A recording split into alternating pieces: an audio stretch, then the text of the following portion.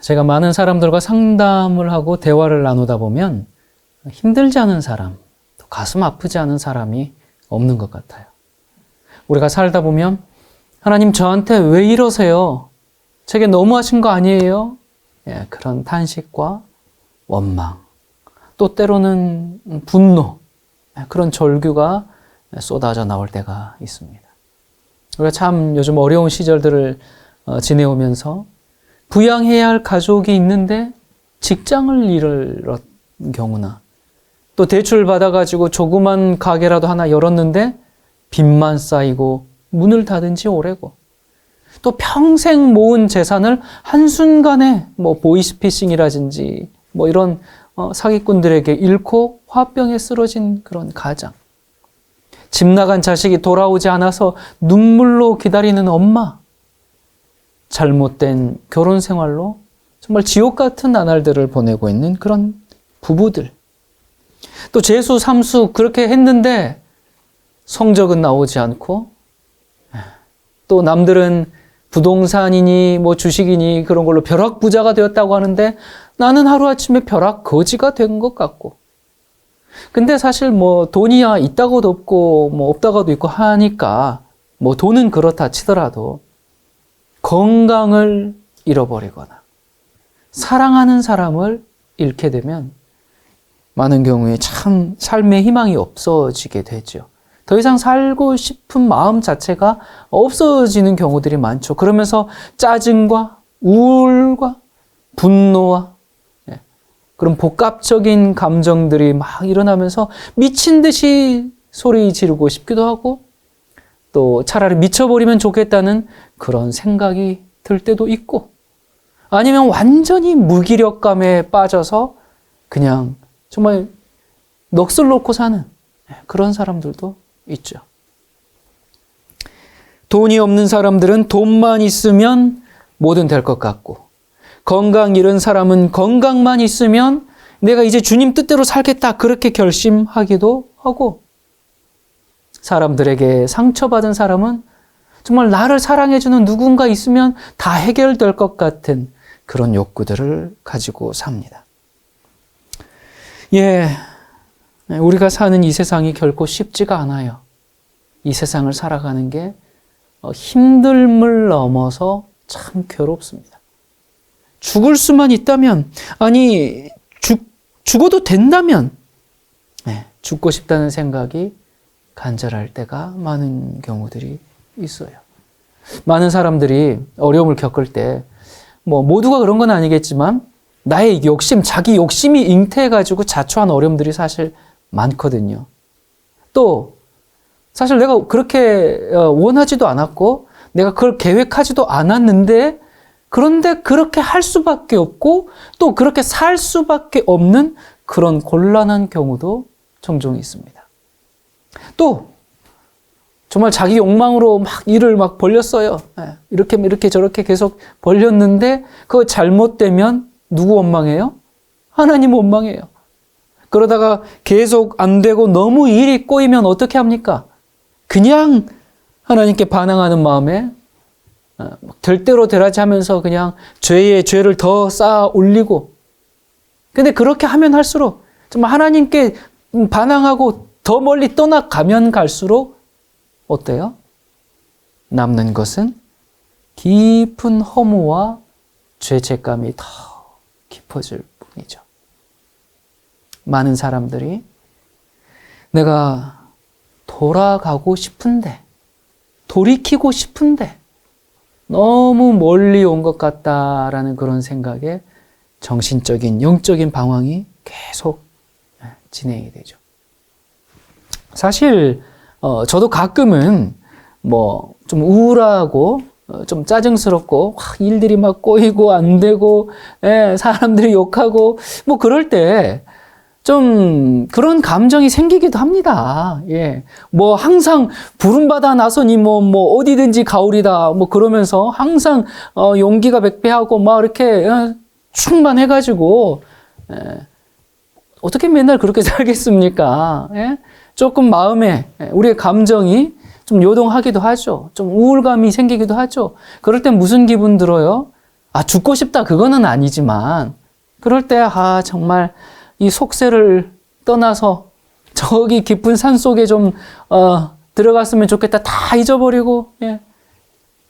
그런 생각이 들기도 하죠. 예. 근데 뭐 그렇게 해버리면 예. 사실 그게 또 회피고 도피 아닙니까? 그리고 그게 하나님께서 우리에게 바라는 뜻은 아니겠죠? 예.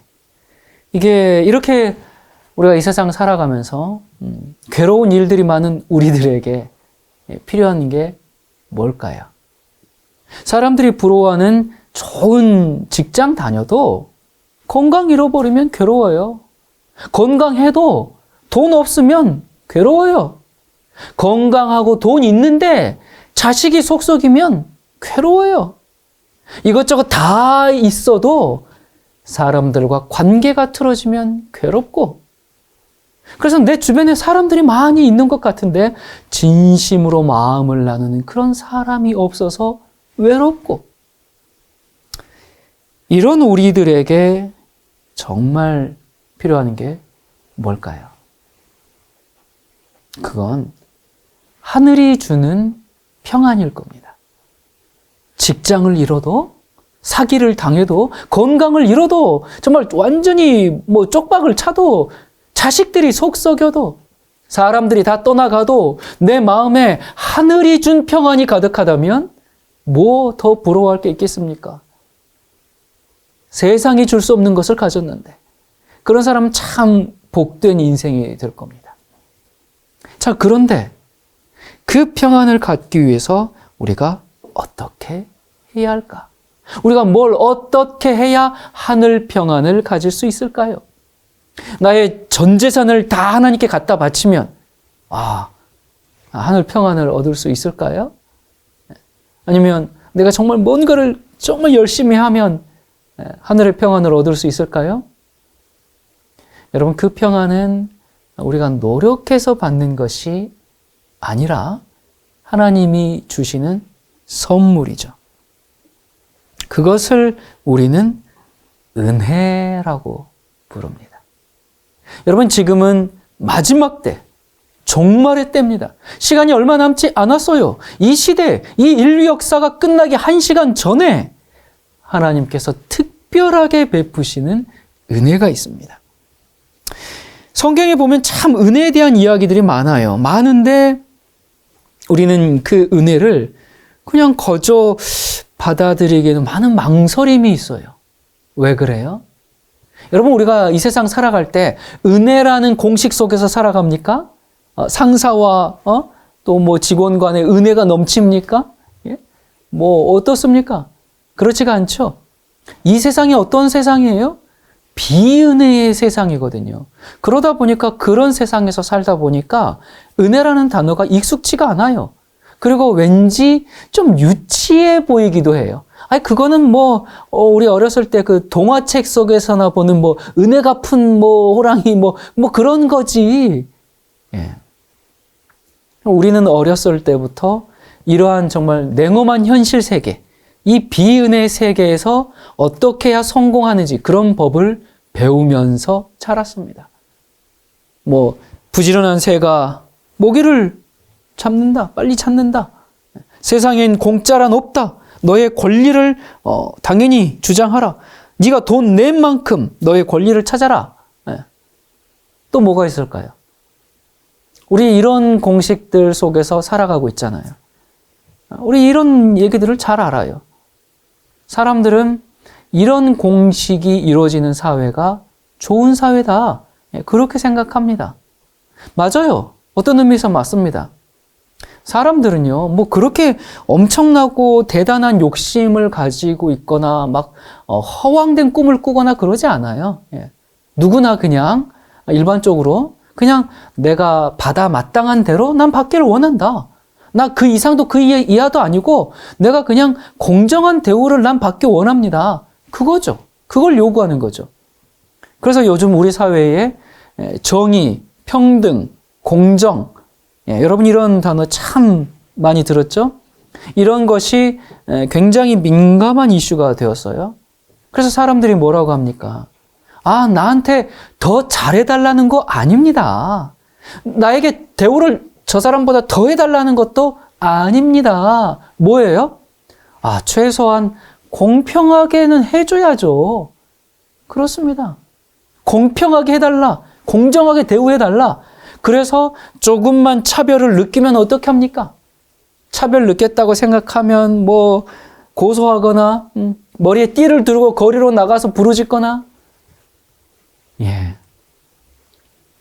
이게 지금 우리가 살고 있는 세상이고, 이게 너의 당연한 권리를 찾아서 누리라. 이게 우리가 살면서 배운 법칙들이죠. 그렇게 하지 않으면 바보가 되고 도태되는 것 같고. 그런데 이 성경에 보면, 이 성경에는 세상의 공식에는 어울리지 않는 은혜가 정말 쓰나미처럼, 거대한 파도처럼 넘쳐 흐르고 있습니다. 여러분 한번 생각해 보세요. 우리가 받아 마땅한 것만 받는다. 그러면 우리 어떻게 될까요? 여러분, 우리는 형벌받기에 마땅하지만 받지 않았어요. 또한 우리는 받을 자격이 없는데 받은 것이 있습니다. 형벌을 받아야 하는데 오히려 뭘 받았어요? 용서를 받았어요. 진노를 받아 마땅한 내가 주님의 사랑을 받았고, 그래서 우리는 하나님의 은혜 때문에 살고 있어요. 그런데 우리가 이 세상을 살 때 정의, 평등, 공정 이런 걸 학습하다 보니까 우리는 그 은혜에 대해서 본능적인 저항감이 있어요. 그러다 보니까 자꾸 나의 행위에 초점을 맞추게 되죠. 그런 우리에게 예수님께서 선인이나 악인에게 정말 골고루 햇빛과 비를 내려주시고 비춰주시고, 또 정말 여기저기 산과 들에 가꾸는 이가 없는데도 불구하고 저절로 피어나는 그런 들꽃들. 하나님은 우리에게 은혜로 가득 찬 그런 세상을 보여주셨어요. 예수님이 이 땅에 오셔가지고 은혜를 분석하거나 정의하신 일이 한 번도 없어요. 칠판 놓고, 이것이 은혜다, 저것이 은혜야, 알았지? 그렇게 하신 적이 없습니다. 그리고 은혜는 이런 거야 라고 그 은혜를 설명하신 적도 없고, 은혜라는 단어도 사용하신 적이 없어요. 왜 그랬을까요? 그럴 필요가 없었습니다.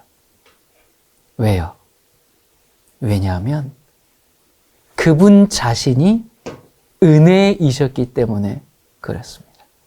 은혜가 우리에게 오셨어요. 은혜 그 자체가 우리에게 다가오신 겁니다.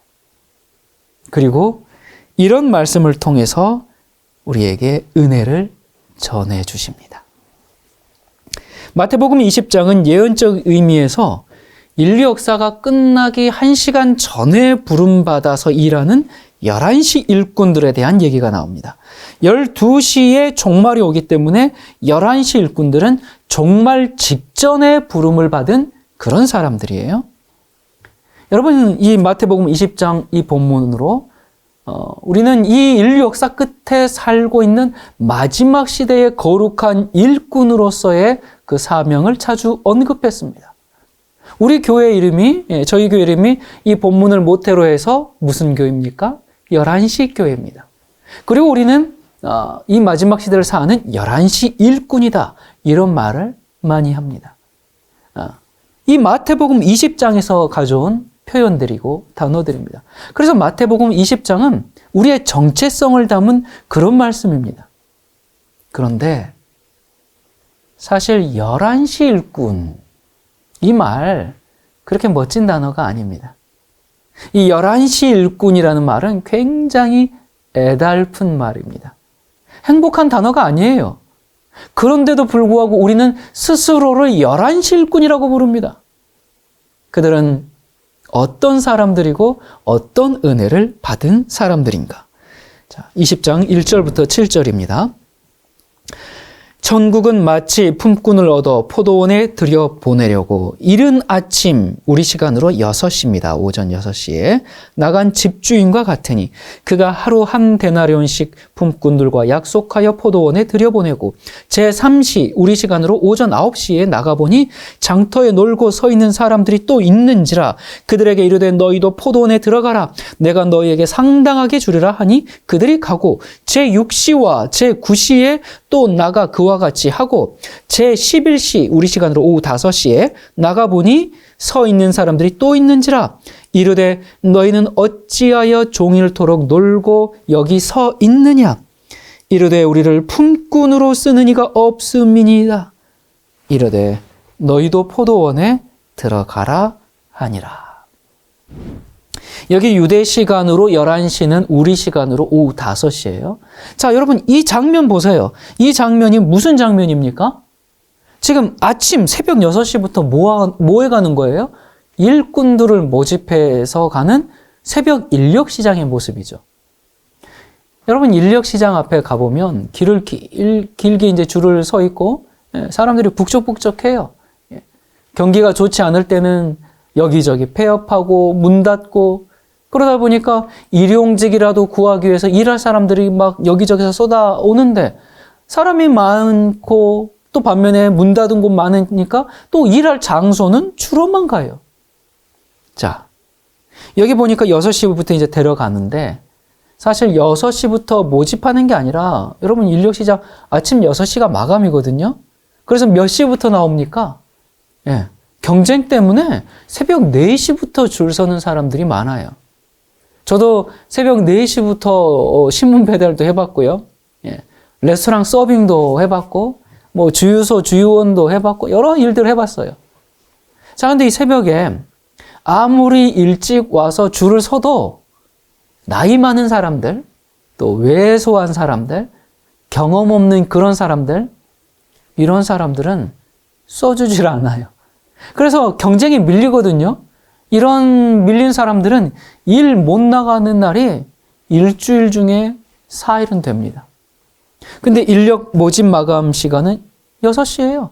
이제 다 선택받은 사람들은 어떡합니까? 승합차를 타고 다 일터로 이제 여기저기 흩어지지요.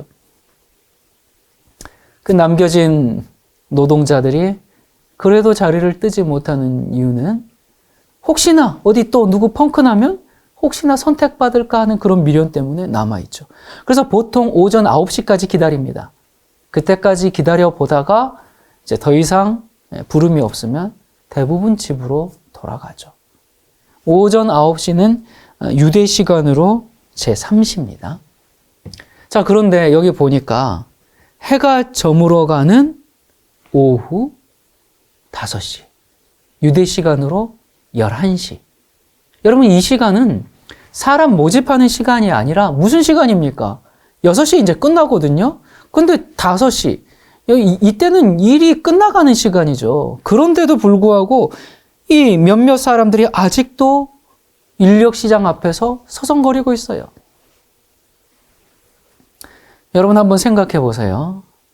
종일 인력사무소 앞에서 자기를 불러주기만을 간절히 기다리는 이 사람들의 삶에 얼마나 깊은 시름이 배어 있을까요?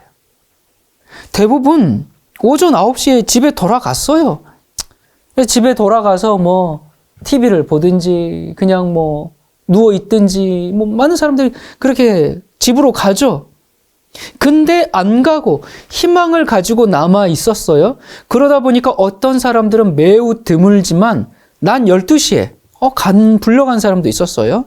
그리고 여기 보니까 기적적으로 제9시, 여기 또 6시, 제9시 이런 식으로 계속 부름을 받고 그래서 우리 시간으로 오후 3시에도 일터로 갔어요. 근데 오후 5시까지 부름을 받지 못한 이 사람들의 심정이 어떻겠습니까?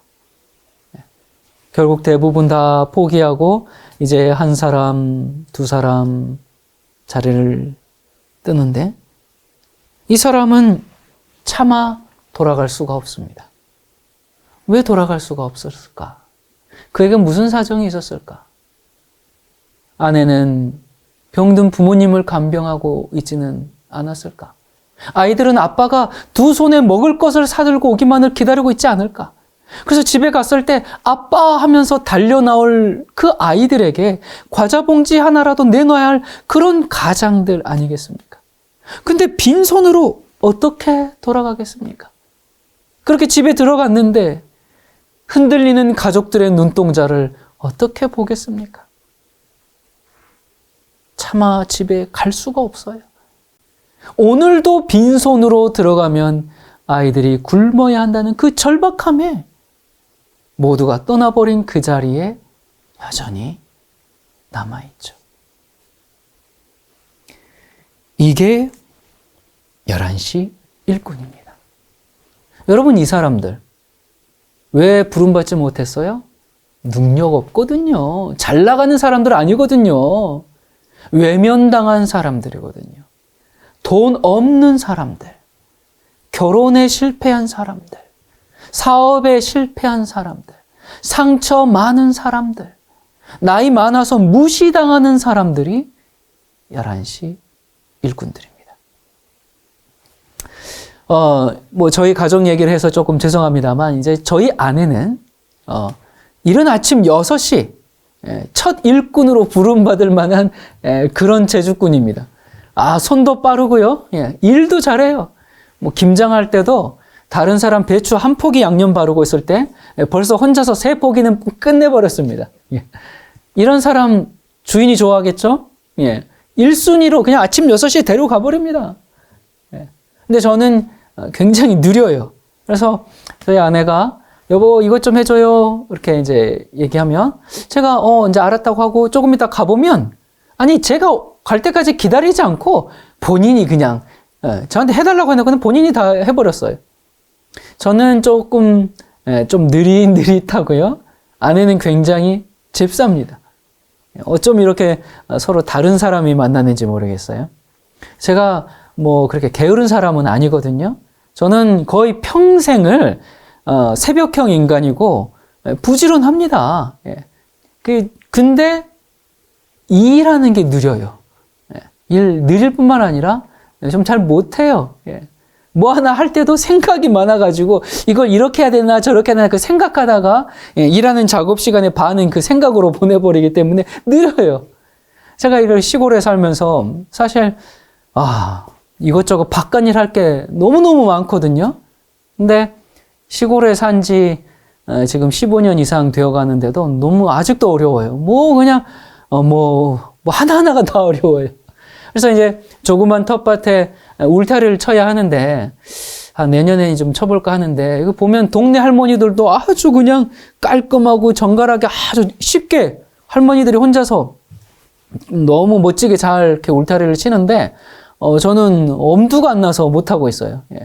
그래서 그냥 고라니, 멧돼지, 우리의 사랑하는 동물 친구들과 함께 나눠 먹고 있는데 그리고 또 저희가 이제 그 사역 초창기에 집회를 하면 아내가 그 집회 기간 동안 100인분, 200인분 이 정도 막 음식을 해야 됐거든요. 그러면 이제 트럭에 각종 솥들, 접시, 또 가스통, 그 가스 이렇게 이런 모든 것들을 이제 다 트럭에 싣고 이제 천막 딱 덮고 갑니다. 근데 천막 덮고 한 20-30분 가다 보면 딱 백밀로 보면 천막이 풀려가지고 막 너플너플너플 거리고 있어요. 그래서 길 한쪽에 차 대놓고 다시 매야 돼요. 이 트럭에 이 묶는 게 왜 이렇게 어려운지 이게 묶으면 풀리고 묶으면 풀리고. 네. 그래서 요즘도 제가 이제 가끔 저희 아내랑 그 길을 지날 때면 아내가 웃으면서 힐끔 쳐다보면서 여보 여기 그래요. 당신 여기서 그거 못 묶어가지고 풀려가지고 또 묶은 장소다 이제 그 얘기죠.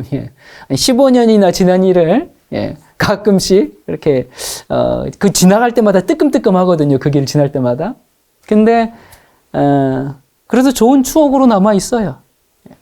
요즘도 저녁 나절에 이제 아내하고 이렇게 시골길을 산책하다 보면 아내가 길가에 있는 농작물들을 제가 아는지 모르는지 물어보거든요. 그래서 여보 저거 뭐예요? 예, 이건 뭐예요? 또 이 꽃은 뭐예요? 저 꽃은 뭐예요? 물어보는데 물어볼 때마다 제가 거의 찍기 수준으로 대답을 합니다. 토란잎을 보고 연꽃이라고 대답하기도 하고 그게 크고 넓어가지고 비슷비슷하게 생겼거든요. 근데 시골에서 한 이 정도 살았으면 이제 알만한데 이제는 압니다. 예, 토란과 연꽃을 이제는 구분합니다. 근데 그건 구분을 하는데 이제 다른 작물들 어린 잎을 봤을 때는 저게 콩인지 깬지 감자인지 고구마인지 이 구분이 잘 안 돼요. 예. 근데 더 기가 막힌 건 며칠 전에 저한테 알려줬는데 물어보면 또 제가 엉뚱한 대답을 합니다. 근데 이런 저를 보고 그러면 어때요? 아이고 답답해. 아이고 저 인간 내가 뭘 믿고 사나. 예. 그렇게 가슴을 치지 않고 제가 엉뚱한 대답을 할 때마다 그냥 빵빵 터트리면서 웃어줘요. 예. 얼마나 고마운 분인지. 예. 저 같은 사람을 거둬준 이 아내의 은혜를 제가 평생 어떻게 갚아야 될지 모르겠어요. 근데 이렇게 빨리빨리 하는 사람, 그런 사람들은 어때요? 실수가 많아요. 그래서 저희 아내는 집에서 마이너스의 손이라고 불립니다. 손만 대면 문제가 생겨요. 예. 이거 깨고 저거 쏟고 얼마 전에도 또 키보드 위에다가 그냥 차를 쏟아가지고 그 키보드 버리고 그래서 뒤치다거리를 또 항상 제가 해주거든요. 그런 거 보면 저희 아내도 그 11시에 부름받은 일꾼 되게 별로 부족함이 없는 것 같아요. 그래서 11시 일꾼이 뭐냐? 이렇게 부족한 사람들이 11시 일꾼입니다. 자, 본문으로 돌아가서요. 인력사무소 앞에서 오후 5시까지 일터를 찾지 못한 11시 일꾼.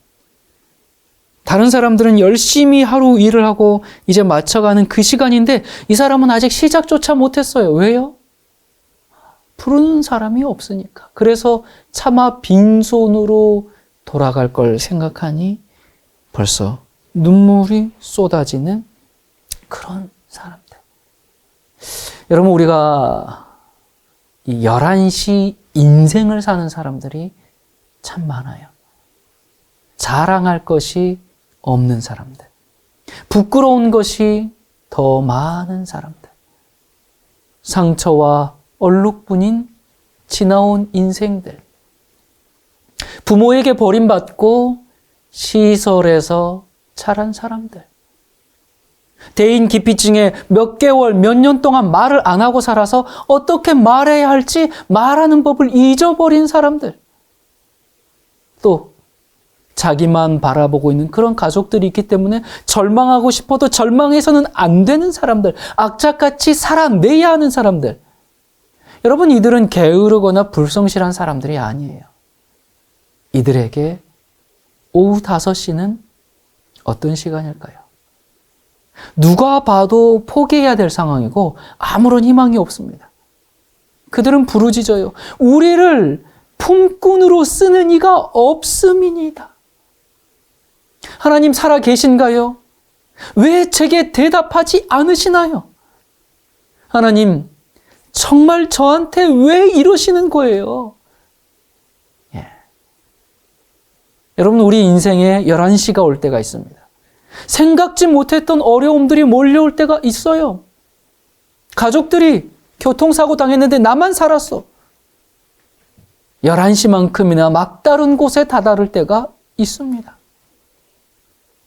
고민과 괴로움에 짓눌려서 이제 정말 다 끝인 것만 같은 그런 시간. 아무런 희망도 없어 보이는 그런 11시가 우리 인생을 채울 때가 있습니다. 그때 주인이 찾아옵니다. 우리 인생의 주인이 찾아와서 이렇게 말씀하십니다. 너희는 어찌하여 종일토록 놀고 여기 서 있느냐? 이르되 우리를 품꾼으로 쓰는 이가 없음이니이다. 이르되 너희도 포도원에 들어가라. 여러분, 지금 이 말씀이 어떤 상황에서 나왔는지 아시죠? 한숨과 탄식뿐인 그 사람에게 희망을 갖고 찾아오셨어요. 너희도 포도원에 들어가라. 여러분, 성경에서 가장 감격적이고 가장 달콤한 말 중에 하나를 찾는다면 이 말씀이 아닐까요? 너희도 포도원에 들어가라. 절박한 심정으로 버티고 있는 그 절망의 시간에, 그 오후 5시에, 그 11시에 우리를 부르십니다. 그것은 은혜입니다. 우리 인생의 11시에 그 캄캄해 보이는 시간에 주님은 우리를 포기하지 않으십니다. 그러고 보면 이 주인은 지금 포도원을 운영하기 위해서 일꾼이 필요한 게 아니라 마치 일꾼들을 위해서 포도원을 운영하고 있는 것 같아요. 그렇습니다. 그분이 우리 주님이십니다. 이제 11시 일꾼이 포도원에 들어온 후에 1시간이 지났어요. 드디어 일당 받을 시간입니다. 11시 일꾼 얼마 받아야 할까요? 아침 6시부터 와서 오후 6시까지 일한 사람이 있었으니까 그 사람의 12분의 1을 받는 것이 공평하고 공정한 세상이겠죠? 자, 8절부터입니다. 저물매 포도원 주인이 청지기에게 이르되 품꾼들을 불러 나중 온 자로부터 시작하여 먼저 온 자까지 싹쓸 주라 하니 제 11시에 온 자들이 와서 한 데나리온씩을 받거늘 먼저 온 자들이 와서 더 받을 줄 알았더니 저희도 한 데나리온씩 받은지라. 받은 후 집주인을 원망하여 이르되 나중 온 이 사람들은 1시간밖에 일하지 아니하였거늘 그들을 종일 수고하며 더위를 견딘 우리와 같게 하였나이다. 주인이 그 중에 한 사람에게 대답하여 이르되 친구여 내가 네게 잘못한 것이 없노라. 내가 나와 한 데나리 안에 약속을 하지 아니하였느냐. 내 것이나 가지고 가라. 나중 온 이 사람에게 너와 같이 주는 것이 내 뜻이니라. 예수님의 이 포도원 비유는 경제적으로는 전혀 말이 안 됩니다. 근데 예수님께서 이 비유로 우리에게 가르치고자 한 것은 경제 논리가 아니죠. 평등, 공정 그런 게 아니죠. 뭐예요? 바로 은혜죠. 우리가 일한 만큼, 행한 만큼 우리를 가치 있게 보시지 않는다 그 말입니다. 그리고 또 하나님의 은혜라는 것은 하루 품삯처럼 그렇게 계산해서 갖는 게 아닙니다. 은혜는 너 1등이냐 꼴찌냐 그걸 따지질 않습니다. 은혜는 산수가 아닙니다. 은혜란 하나님의 선물로 받는 것이지 노력의 대가로 얻어내는 게 아닙니다. 그건 은혜가 아니라 싹시죠. 여러분 지금 우리가 처한 상황을 한번 둘러보면 참 낙심하고 절망할 것 투성이에요. 이 세상 맨정신으로 살아가기가 정말 힘들 때가 많습니다. 자꾸 반복되는 그 실패들, 그 씻을 수 없는 상처들. 하지만 너무 견디기 힘들다고 느껴지는 이 순간에도 하나님이 우리의 소망이 되어주십니다. 모든 것이 캄캄하게만 보이고 더 이상 희망이 없는 것처럼 보일 때 삶의 끈을 놓아버리고 싶은 그런 유혹이 밀려오는 상황일지라도 하나님은 우리를 포기하지 않고 일하고 계십니다. 지금 내 인생의 순간이 절망의 순간일지는 모르나 답답한 한숨의 시간일지 모르나 그럴지라도 우리는 낙심하지 말고 소망을 가져야 합니다. 왜? 바로 그 시간 11시에 은혜를 갖고 은혜가 오십니다. 저는 하나님께 충성한 자에게 복을 주시는 그 하나님을 신뢰합니다. 주님 말씀에 순종하는 사람들은 어디를 가든지 별처럼 빛나게 하실 것을 믿어요. 그런데 항상 그런 것이 아님을 또한 인정합니다. 사실 더 많은 경우에 하나님을 신실하게 믿고 따랐는데 오히려 직장을 잃어버리고 장애를 입고 재산을 잃어버리고 이런 경우를 참 많습니다. 이 땅에 우리가 살아가는 이 인생이 평생 수고와 고난과 아픔의 생애였다고 할지라도 그것이 하나님이 우리를 떠났다는 증거는 아니죠. 또 그것 때문에 내가 하나님을 떠나야 할 이유도 되지 않아요. 하나님의 은혜가 없어진 것이 아닙니다.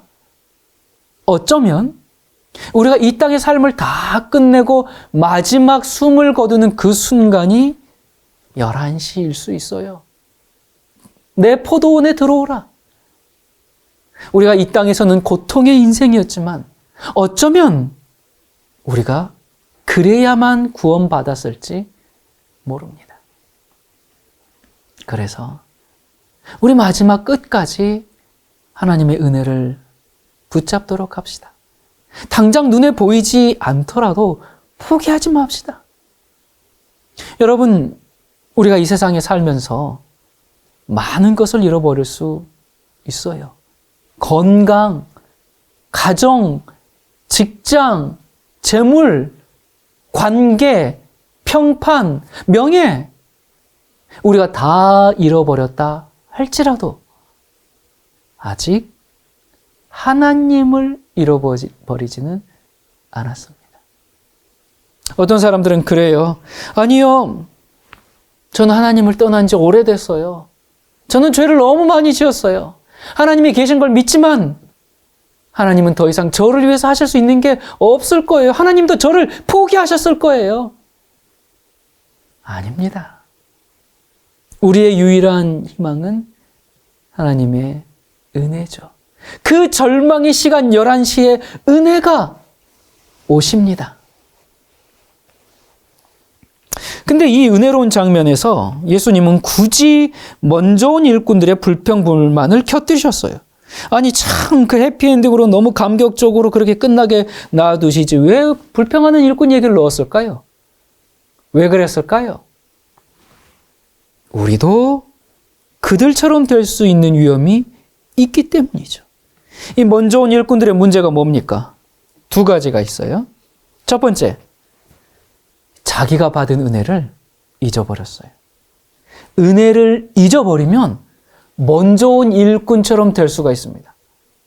어쩌면 사실 이 먼저 온 일꾼들, 이 사람들도 주인이 불러주지 않았다면 종일토록 장터에 있어야 할 그럴 사람들이었을 뻔했어요.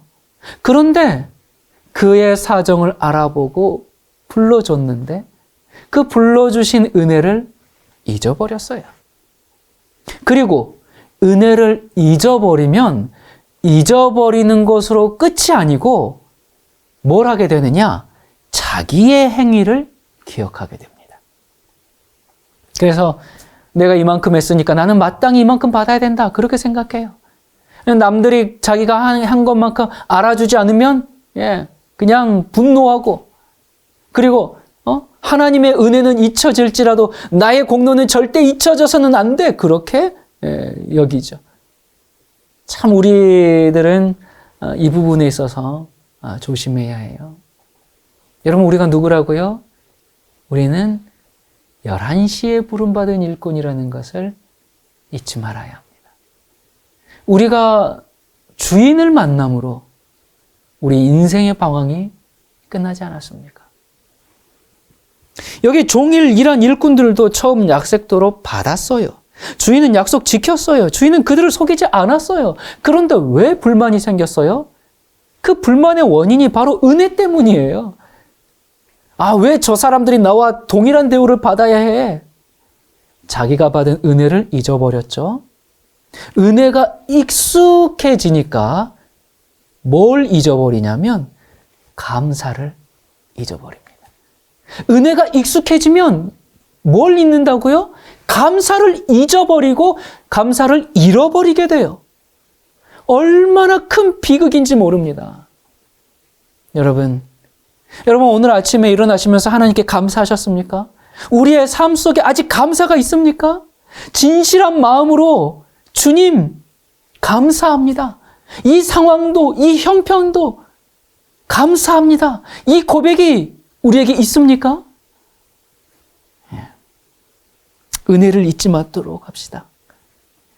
이 먼저 온 일꾼들이 불평한 첫 번째 이유는 은혜를 잊어버렸기 때문이고, 두 번째 이유는 늦게 온 일꾼들과 자기를 비교했기 때문에 그래요. 아무 문제가 없었어요. 근데 비교한 순간 문제가 생겨버렸죠. 어라, 내가 대우를 더 받아야 하는데? 그러면서 자기가 마땅히 받아야 할 그런 대우를 받지 못한다고 느낄 때 불만이 쌓여요. 서운함이 쌓여요. 그러면서 시기와 질투와 그 냉랭한 정신을 나타내죠. 여러분, 오늘날 교회가 왜 어려움을 당하는지 아십니까? 교회에 많은 문제를 일으키는 그런 사람들. 많은 경우가 스스로 의롭다고 생각하는 사람들 때문에 그런 일들이 생깁니다. 난 이렇게 잘하는데 넌 왜 못하냐? 넌 왜 안 하냐? 그래서 너도 이렇게 해라. 그러면서 형제 자매의 흠을 고쳐주려고 막 하다가 정작 자기는 은혜에서 떨어져 나가버려요.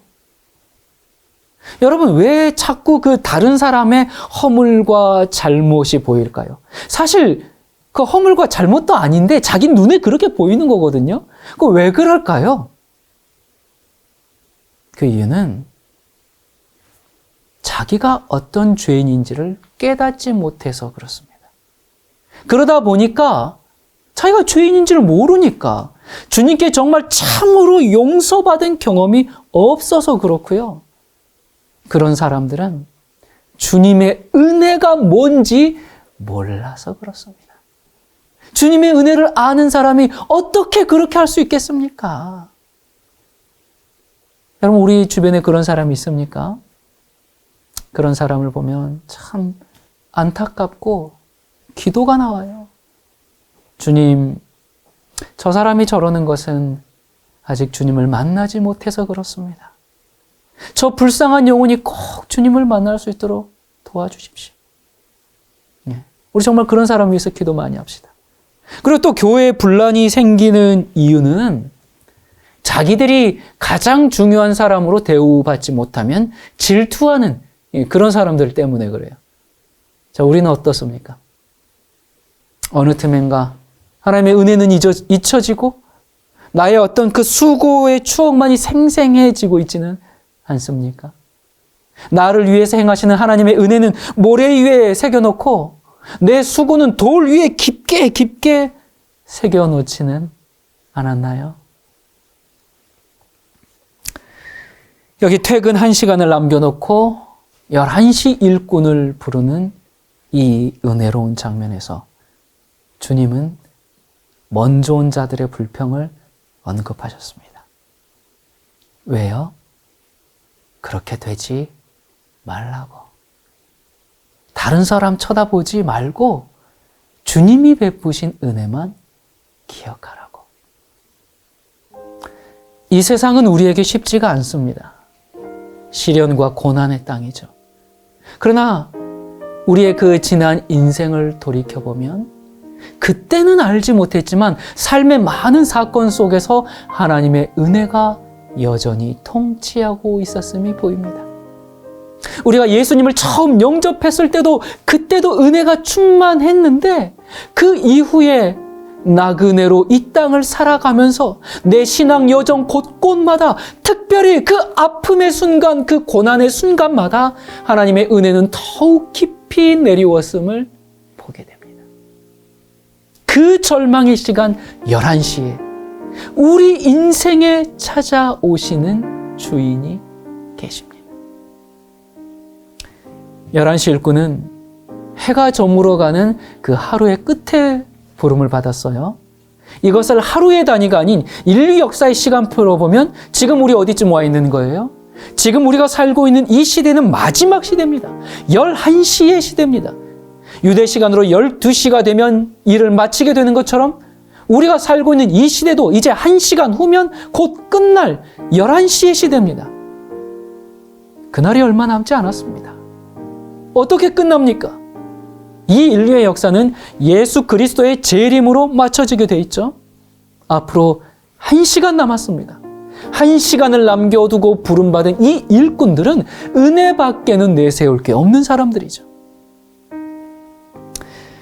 여러분, 정말 이 마지막 시대를 사는 여러분, 우리의 신분을 잊지 말도록 합시다. 우리는 11시에 부르심을 받았습니다.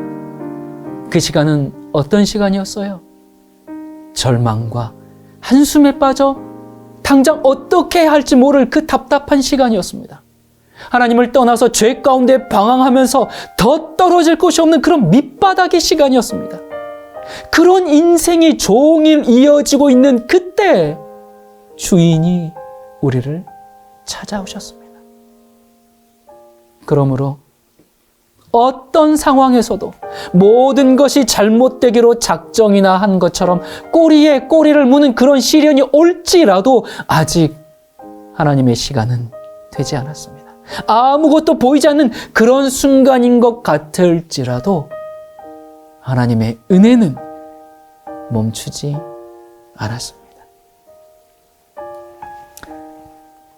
소망 없이 살다가 절망 속에 무너질 뻔한 인생이었는데 장터에서 서성이던 우리를 불러주신 그 은혜가 너무 감사해서 진심을 다하고 일할 시간이 짧기 때문에 충성을 다하고 자신들의 부족을 알기 때문에 겸손할 수밖에 없는 마지막 일꾼들이 11시 일꾼입니다. 누가요? 여러분과 제가 바로 그 11시 일꾼이 되기를 간절히 소망합니다. 기도하겠습니다. 은혜로우신 하나님 아버지, 우리를 기억하시고 잊지 않으시고 우리에게 베풀어 주시는 주님의 은혜를 인해 참으로 감사를 드립니다. 이 땅에서의 삶이 괴로움의 연속인 것처럼 느껴질지라도 우리 하나님의 은혜는 사라지지 않았다는 것을 깨닫게 해주시옵소서. 아무 내세울 것 없는 우리를 불러주신 그 은혜에 감사하고 감격하며 하늘 평안을 누리며 살게 해 주시옵소서. 주님, 우리가 사는 이 시대는 세상 끝이 1시간 남은 마지막 시대입니다. 우리는 11시에 부름을 받은 일꾼들입니다. 일할 시간이 짧습니다. 주님의 은혜를 기억하며 마지막 시대에 꼭 전해야 하는 이 참된 복음, 참된 진리를 전하는 충성스럽고 겸손한 일꾼이 되게 해 주시옵소서. 세상 만물 모든 곳에 은혜를 새겨 넣으신 예수 그리스도 이름으로 간절히 기도드립니다.